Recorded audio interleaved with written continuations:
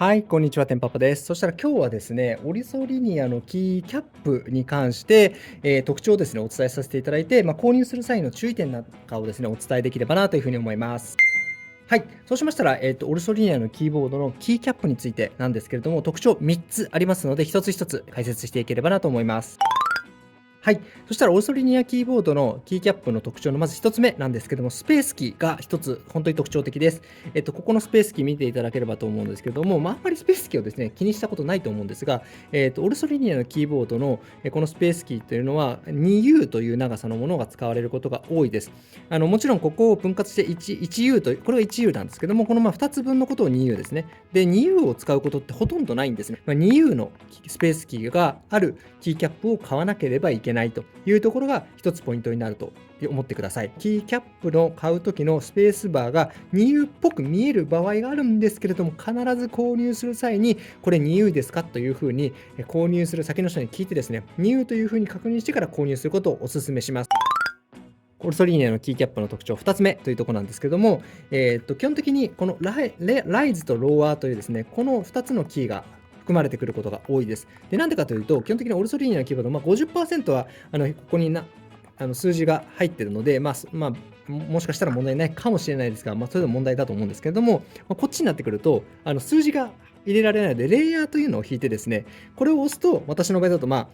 ここが123456789みたいな形にしています。なので、レイヤーを押す関係上、レイヤーを示すボタンというキーキャップが必要になってくるという形になりますので、さっきみたいにこちらのキーボードのように、ライズ、ローアーとかライズとかですね、こういうような形の、ライズ、ローアーですけども、こんな感じでレイヤーを上に上げる、下げるっていうのをですね、示すようなキーキャップが必要になるというところです。ただ、先ほどもこっちで見せたんですけども、これページアップ、ページダウンって通常のキーボードである、ページアップ、ページダウンのボタンと一緒なんですよね。これ普通のキーボードですけども、ここにあるやつですね。はい。と全く同じなので、ある意味この代用もできますから、そういう意味で言うとその 2U のキーキャップ以外は基本代用ができるというふうに思っていただいて、自分さえ納得すれば別に問題ないので、そんな形で代用してあげるっていうのもいいんじゃないのかなというふうに思います。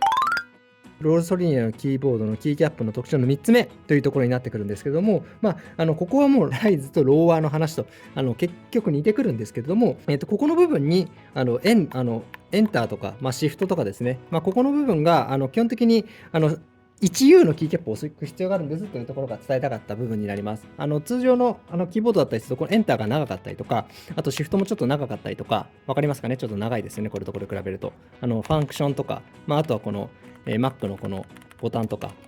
この辺って長いじゃないですか。でも、オルソリニアの場合は先ほども見てもらっているように、ずっと見てもらってるんですけども、全部 1U でですね、コンパクトにまとめるという性質上、この 1U で済ませなきゃいけないので、これがあるかどうか。で、ない場合は先ほどの2個目の特徴と一緒ですけども、他ので別に代用すればいいだけなので、私もここシフトなんですけど、本当はエンターで勝手に賄っちゃってますし、全然そのあたりは自由に、自分が納得して、使えれば全く問題ないんですけれども、ただとりあえず通常であればこの長さのものを使っているものが違いますよというところはですね、注意いただければなというふうに思います。そしたらですね、今日はオルソリニアのキーキャップの特徴と、注意点みたいなところを3点ですね、お伝えさせていただきました。オルソリニアのキーキャップをですね、買うときはぜひその点をですね、気をつけていただくなり、もしくは自分が持っているキーキャップをオルソリニアに付け替えたい